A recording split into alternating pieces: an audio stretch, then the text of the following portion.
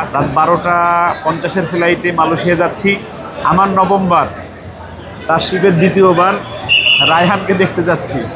আমি সবসময় ওর সাথে পাশে থাকি, তবে এবার মাদ্রাসার ব্যস্ততার কারণে, ঝামেলার কারণে যেতে পারি নাই। তার শিবও কাতারে ছিল, তারা বিপড়াইছে। এরপরে ওমরা করে বাংলাদেশে আসছে। রায়হান অপেক্ষা ওদিকে আছে। রায়হান অপেক্ষা ওদিকে আছে। আমরা মালয়েশিয়া টাইম 6টা 50-এ সকাল ইনশাল্লাহ আমরা নামবো। আমরা দুজন যাচ্ছি, ওদিকে রায়হান আছে ইনশাল্লাহ। ওদিকে আমাদের যারা আছেন, আমি মালয়েশিয়া অনেক পছন্দ করি, ভালো লাগে। তার শিবের কেমন লাগে একটু শুনি আমরা। মালয়েশিয়া প্রথমবার যখন গিয়েছিলাম ভাবছিলাম যে খুব ভালো ভালো লাগবে, কিন্তু প্রথমবার গিয়ে একটু খুব কষ্ট পেয়েছি, কারণ ওই সময় কেমন যেন একা একা ছিলাম। তো এবার রায়হান আছে, আর আমি আসলে বাংলাদেশে এসেছিলাম জাস্ট একদিনের জন্য আজকের প্রোগ্রামটা, এবং মালয়েশিয়া 11 জনকে পাগড়ি একসাথে আমরা যাব।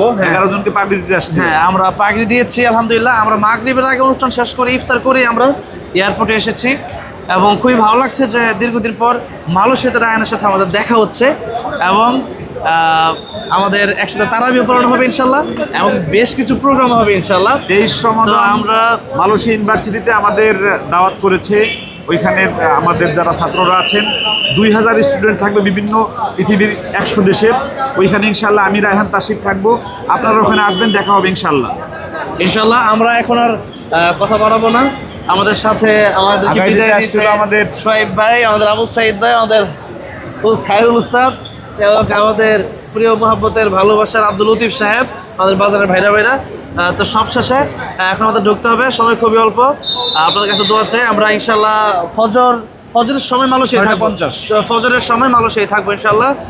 আমরা মালয়েশিয়ায় গিয়ে আবার আপনাদের সাথে কথা হবে ইনশাল্লাহ। আসসালামু আলাইকুম। আসসালামু আলাইকুম রহমতুল্লাহ।